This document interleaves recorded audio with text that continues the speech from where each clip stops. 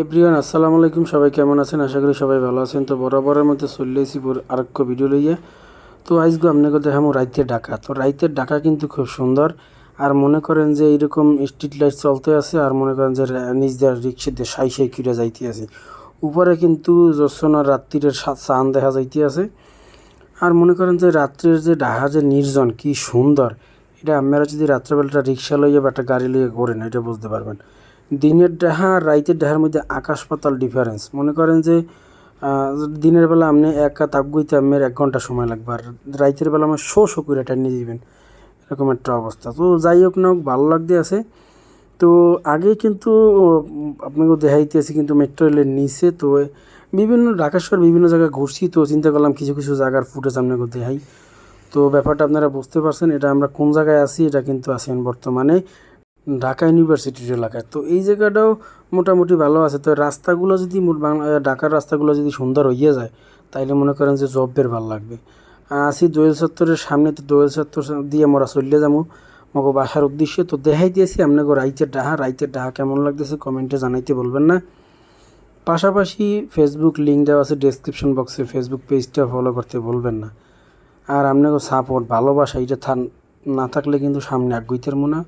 তো আপনাকে ভালোবাসা কিন্তু অবশ্যই দরকার। তো ভালোবাসা দিতে কিন্তু ভুলবেন না। আর যেটা কই সবসময় এটা হইলো আমার ফেসবুক পেজের লিঙ্কটা তো অবশ্যই ফলো করবেনই। পাশাপাশি ইউটিউব চ্যানেলে অনেক পুরান ভিডিও, নতুন সুন্দর ভিডিও আছে, পুরান ভিডিও আছে। তো ঘুরে দেখিতে পারে, লিঙ্ক দিয়ে দিব ডেসক্রিপশন বক্সে।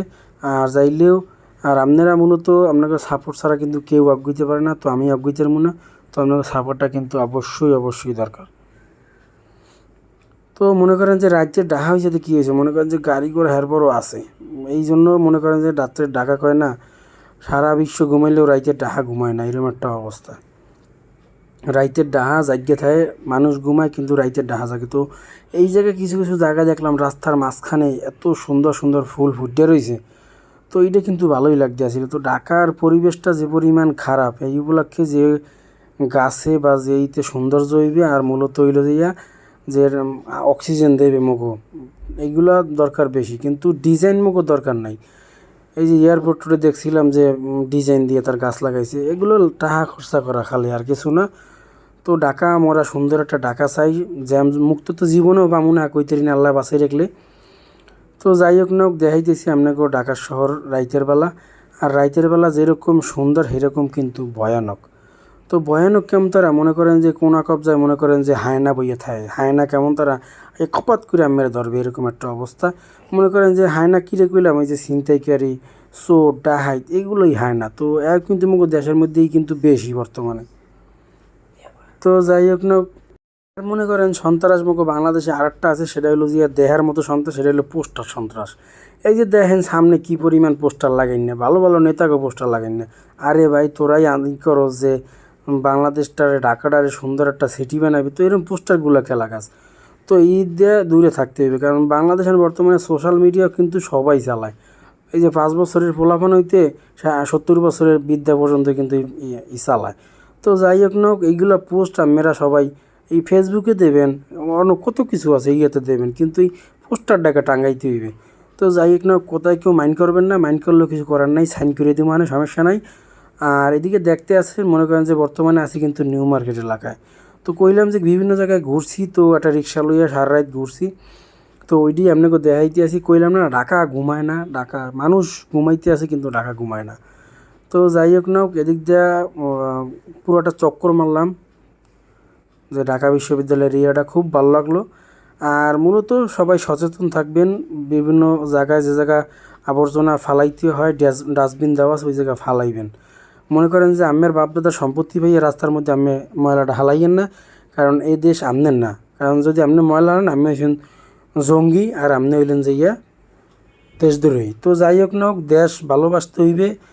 আর যারা এই বিভিন্ন জায়গায় মনে করেন যে পোস্টার লাগান, হ্যাঁ একটু সচেতন হন। কী দরকার এইরকম পাবলিসিটি, আপনি ফেসবুকে সুন্দরভাবে পোস্ট দেন, আপনার পেপার যে কজনে না দেখবে হার চেয়ে বেশি দেখবে ফেসবুকে। তো যাই হোক না হোক, রাতের ঢাকার যে বিশ্ববিদ্যালয়, যে ঢাকা ইউনিভার্সিটির যে গেটটা, হ্যাঁ কিন্তু ভালো লাগতে আছে। তো ঢুকিয়া পড়ছি, দেখেন গেটটা কিন্তু খুব সুন্দর, দুই পাশে পোস্টার লাগাইয়া আর বাপেকে কল্লা লাগাইয়া মনে করেন যে ভরি হেলাইছে। তো মোরে কেউ শত্রুতার সয়ে দেখবেন না, মই কিন্তু কিছু কই নেই, মই কইছি কিন্তু সৌন্দর্যের কথা। তো যাই হোক না, ভালো লাগতে আছে লাইটের কারণে, কিন্তু খুব খুব সুন্দর লাগতে আসিল। কেমন লাগতেছে অবশ্যই কমেন্টে জানাইবেন।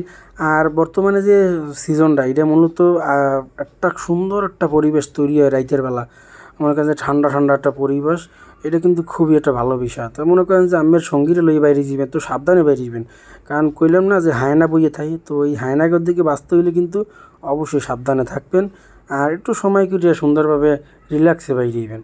তো যাই হোক না, ভালো লাগবে এরকম রাস্তায় বা এরকম একটা পরিবেশে, সবাই ভালো লাগবে। তো আপনাকেও কেমন লাগতেছে কমেন্টে জানাইবেন, কেমন দেখাইছি হ্যাঁ কমেন্টে জানাইবেন।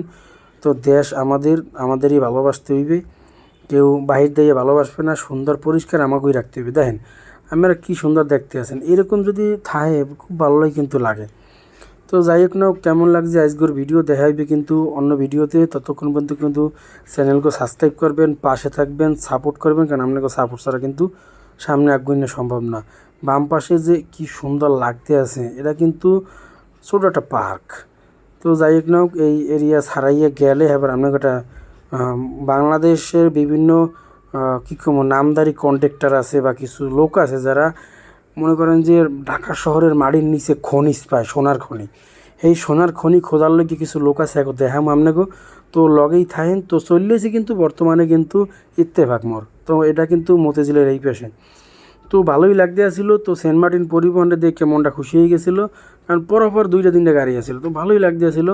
তো এই জায়গায় আমরা দেখতে পাবেন যে সোনার খনি খুঁজতে আছে, সেটা হলো আমাদের ঢাকা ওয়াসা হোক আর যেই হোক, তারা কিন্তু কিছুদিন পরপরই তারা সোনার খনি খোঁজে। তো এই ছিল আজকের ভিডিও, দেখা হবে পরবর্তী ভিডিওতে, কথায় মাইন্ড করবেন।